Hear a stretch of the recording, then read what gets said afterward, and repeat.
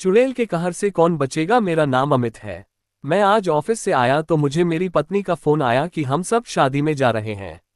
मेरे माता पिता और पत्नी तीनों एक शादी में गए थे। मैं घर पहुंचा।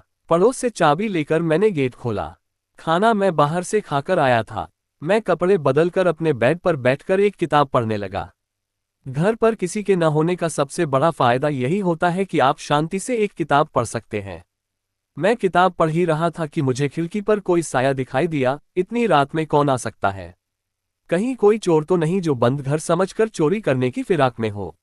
मैं यही सब सोच रहा था, फिर मैंने उठकर कमरे की लाइट ऑन की। इसके बाद मैं खिड़की के पास गया और चिल्लाया, कौन है वहां? लेकिन सामने से कोई उत्तर नहीं आया, तो मैंने डरते डरते खिड़की खोलकर देखा। तभी मैंने देखा एक आदमी बाहर की ओर भाग रहा है। मैं जल्दी से मैंने गेट खोलकर बाहर आया, लेकिन तब तक वह काफी दूर जा चुका था। अब मुझे पूरा यकीन हो चुका था कि वह चोर ही था, लेकिन अब तो वह जा चुका था। इस घटना से मेरी नींद पूरी तरह से उड़ चुकी थी। मेरा मन अब किताब में भी नहीं लग रहा था। एक अनजाना सा डर मेरे मन में बैठ चुका था। यह डर मेरे लिए नहीं था, बल्कि कई बार मेरे माता पिता या मेरी पत्नी अकेली रहती थी। मुझे बाहर टूर के लिए जाना पड़ता था। रात अधिक हो चुकी थी। मैं किचन में गया और पानी पीकर अपने लिए कॉफी बनाने लगा। तभी मुझे किसी के चलने की आहट सुनाई दी, जो कि मेरे बेडरूम से आ रही थी। मैंने काफी छोड़कर एक हाथ में लकड़ी का डंडा उठाया और बेडरूम की तरफ गया, लेकिन वहां कोई नहीं था। मैं पलटकर जाने लगा, तभी मैंने देखा कि जो किताब मैं पढ़ते पढ़ते उल्टी रखकर गया था वे सीधी रखी थी, और उसका पहला खाली पेज खुला था। उस पर लाल रंग से कुछ लिखा था। मैंने पास जाकर देखा तो उस पर लिखा था, मैं तुम सबको मार दूंगी। ये पढ़ते ही मेरे हाथ से किताब छूट गई। मैंने इधर उधर देखा, वहां कोई नहीं था। वह खिड़की अब भी खुली थी जिसे मैंने ही खोला था। मैंने जल्दी से जाकर खिड़की बंद कर दी। मेरे दिल की धड़कन बहुत बढ़ गई थी। मैंने पलंग के नीचे, अलमारी में हर जगह देखा, लेकिन मुझे कोई नजर नहीं आया। आखिर ये किसने लिखा और क्यों? यही सब सोचकर मैं घबरा रहा था। मेरे हाथ पैर ठंडे पड़ गए थे। मुझे एक बार लगा कि यह मेरा वहम होगा, लेकिन किताब सामने थी और किसी के चलने की आहट मैंने खुद सुनी थी। मैं जल्दी से किचन में गया और अपनी कॉफी उठा लाया, फिर बेड पर बैठकर कॉफी पीने लगा। कॉफी पीते पीते मैंने किताब उठाकर उस लिखे हुए को हाथ से छू कर देखा। मेरे हाथ से कॉफी का मग छूटकर फर्श पर गिर गया। मैंने जैसे ही उस लिखे हुए पर हाथ फेरा, मुझे एहसास हुआ कि यह तो किसी के खून से लिखा गया है, जो कि अभी ठीक से सूखा नहीं था, और कुछ खून मेरे हाथ पर भी लग गया था। मैं जोर जोर से चिल्लाने लगा, कौन है? सामने आओ। कौन मुझे मारना चाहता है? लेकिन कोई जवाब नहीं मिला। मैं थककर पास पड़े सोफे पर बैठ गया। मैंने सामने दीवार पर लगी घड़ी की ओर देखा, उसमें 3 बज रहे थे। मैं घबरा कर इधर उधर चक्कर लगा रहा था। इसी तरह सुबह के 5 बज गए। बाहर थोड़ा दिन निकल आया। मैं बेड पर आंखें बंद किए लेटा था। तभी फोन की घंटी बजी। दूसरी ओर मेरी पत्नी थी। सुनो जी, हम निकल चुके हैं, बस 1 घंटे में घर पहुंच जाएंगे। मैंने फोन रखकर जल्दी से कॉफी का मग समेटा, फर्श को साफ किया और उस किताब को बंद करके सामने अलमारी में रख दिया। मैं किसी को कुछ बताना नहीं चाहता था। 1 घंटे बाद मेरे माता पिता और पत्नी तीनों आ गए। सभी बाहर सोफे पर बैठकर बातें करने लगे, जैसे शादी में क्या क्या हुआ, कौन कौन आया था। मैं बेमन से सबकी बातें सुन रहा था। तभी मेरी मम्मी ने मुझे टोका, क्या बात है अमित, कुछ परेशान दिख रहा है? तेरी आंखें भी लाल हो रही हैं। क्या रात को सो नहीं पाया? मैंने मुस्कुराते हुए कहा, नहीं मम्मी, ऐसी कोई बात नहीं है, मैं रात देर तक किताब पढ़ता रहा, नींद नहीं आ रही थी। मेरी पत्नी आशा ने कहा, मैं सबके लिए चाय बना कर लाती हूँ, फिर आराम कर लेना, आज तो आपकी छुट्टी है। मैंने हाँ में सिर हिलाया। आशा चाय बनाने चली गई। मेरी मम्मी अपने कमरे में जाकर बेड पर लेट गईं। मुझे मौका मिल गया पापा से बात करने का। मेरे पापा ज्ञानचंद जी बहुत समझदार इंसान थे। उन्होंने बहुत तकलीफें उठाई, लेकिन कभी हार नहीं मानी। मैं अपनी हर बात अपने पापा से शेयर करता था। मैंने पापा को सारी बात बता दी और कहा कि वे किसी से कुछ न कहें। पापा कुछ देर सोचते रहे, फिर बोले, मुझे वो किताब दिखा। मैं जल्दी से किताब ले आया। पापा ने किताब को खोला, लेकिन ये क्या, उस पेज पर तो अब कुछ भी नहीं लिखा था। ये देखकर पापा बोले, मुझे लगता है ये तेरा वहम है। मैं कुछ समझ नहीं पा रहा था। कुछ देर चुप बैठकर मैंने कहा, नहीं पापा, ये मेरा वहम नहीं है, ये देखा, वो खून के दाग अब भी मेरी उंगलियों पर लगे हैं। मेरे पापा ने मेरे हाथ को गौर से देखा। अब उन्हें यकीन था कि मैं सच बोल रहा हूँ। उन्होंने कहा, तू चिंता मत कर, तैयार हो और मेरे साथ चल। इसी बीच आशा चाय लेकर आ गई। हम तीनों ने चाय पी। इसके बाद मैं तैयार होकर पापा के साथ बाहर निकला। हम गाड़ी में बैठकर पापा के बताए पते पर चल दिए। वहां पहुंचकर मैंने देखा यह एक पुरानी सी हवेली थी, लेकिन अच्छी तरह से सजी हुई थी। पापा जैसे ही अंदर पहुंचे, एक बुजुर्ग से व्यक्ति ने आकर कहा, अरे भाई ज्ञानचंद, आज अचानक बहुत दिनों बाद आए। पापा उनके गले लग गए।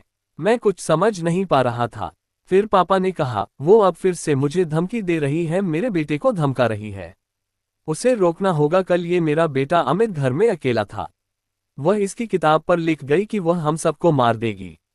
देख भाई कमल, इसका कुछ बंदोबस्त कर, मेरे परिवार पर आंच नहीं आनी चाहिए। कमल जी कुछ देर सोच में पड़ गए, फिर उन्होंने कहा, भाई साहब, यही सब कुछ दिन से मेरे साथ भी हो रहा है। तरह तरह से मुझे धमकी मिल रही है। मुझे लगा कहीं तेरे साथ भी यही सब न हो रहा हो, इसीलिए मैंने कल एक आदमी को तेरे घर भेजा था। वह खिड़की से झांककर अंदर देखने की कोशिश कर रहा था। तभी कोई उस पर चिल्लाया और वह भाग लिया। मैंने कहा, हाँ अंकल, वो मैं ही था। मुझे लगा कोई चोर है, लेकिन ये सब क्या है मुझे भी बताओ। मेरे पिता मुझे कुछ बताना नहीं चाहते थे, लेकिन कमल जी ने कहा, बेटा आज से करीब 30 साल पहले हम दोनों एक गांव में रहते थे। वहां एक औरत थी जो कि तंत्र मंत्र करके सीधे साधे गांव वालों को ठगती रहती थी, उन्हें डराकर पैसे ऐंठती थी। हम दोनों शहर से पढ़कर गए थे, इसलिए हम उससे नहीं डरते थे। हमने गांव वालों को इकट्ठा किया और उसके घर पहुंच गए। उस समय वह एक बच्चे की बलि देने की तैयारी कर रही थी। हमने पुलिस को फोन कर दिया था, लेकिन पुलिस समय पर नहीं पहुंच पाए। इधर गांव वाले उससे पहले ही गुस्सा थे। जब उन्होंने एक बच्चे को देखा तो वहां लेटा था, उसके मुंह पर सिंदूर लगा हुआ था, पास ही में एक तलवार रखी थी। ये देखकर गांव वालों ने उस पर हमला कर दिया। हम गांव वालों को रोकते रहे कि इसे सजा कानून देगा, लेकिन हमें सबने पकड़ लिया और फिर उसी तलवार से उसे मौत के घाट उतार दिया। मरते मरते उसने हम दोनों की ओर देख कहा, जैसे मैं आज तड़प कर मर रही हूं, ऐसे ही तुम दोनों का परिवार मरेगा। उसके बाद हम दोनों शहर चले आए, अपने अपने काम में व्यस्त हो गए। शादी हो गई, बच्चे हो गए, हम इस सब को भूल गए।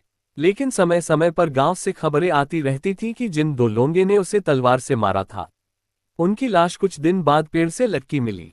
हम दोनों डर गए थे, लेकिन किसी को कुछ नहीं बताया। आज 30 साल बाद लगता है उसकी आत्मा को हमारे बारे में पता लग गया है। बेटा तू चिंता मत कर, हम इसका कुछ न कुछ इंतजाम कर लेंगे। ये सुनकर मेरे होश उड़ गए। इतना सब कुछ छुपा था इस सब के पीछे। मैं सोच में पड़ गया। वहां कुछ देर बातें करके मैं पापा के साथ घर आ गया। रास्ते में पापा ने किसी को कुछ न बताने की कसम मुझे दे दी थी। अचानक मेरा परिवार इतने बड़े संकट में पड़ गया, जिसमें हमारा कोई कसूर नहीं था। ये सोच सोचकर मेरा हाल बेहाल होता जा रहा था। घर आकर मैं सोने चला गया। अगले दिन मैं ऑफिस गया और जाते समय पापा को हिदायत दी कि वे घर पर ही रहें। ऑफिस के सारे काम निपटा कर मैं शाम होते ही घर आ जाता था। रात को जगता रहता था। मुझे अब घर के हर कोने से डर लगता था। चिंता अपनी नहीं थी, लेकिन माता पिता और पत्नी को लेकर मैं बहुत डर गया था।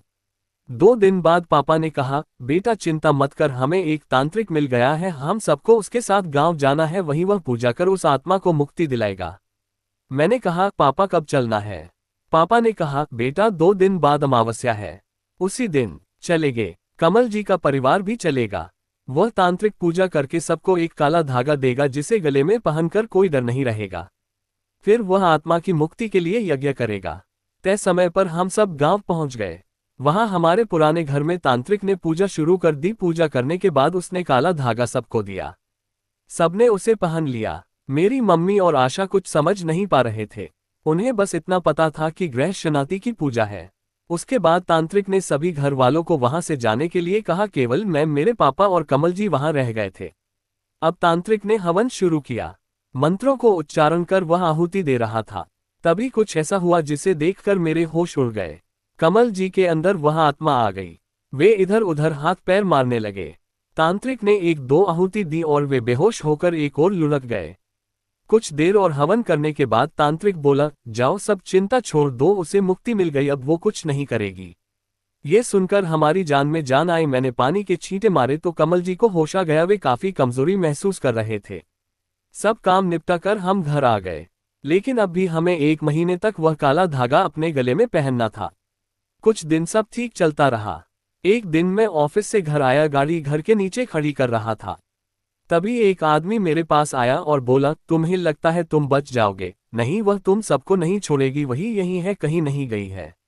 मेरा हाल देखो। वह आदमी बहुत डरावना था। उसका चेहरा बहुत भयानक था। फटे हुए कपड़े, मुझे लगा शायद कोई पागल है।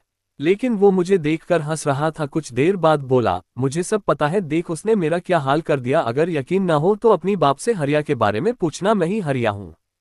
तेरे बाप को सब मालूम है।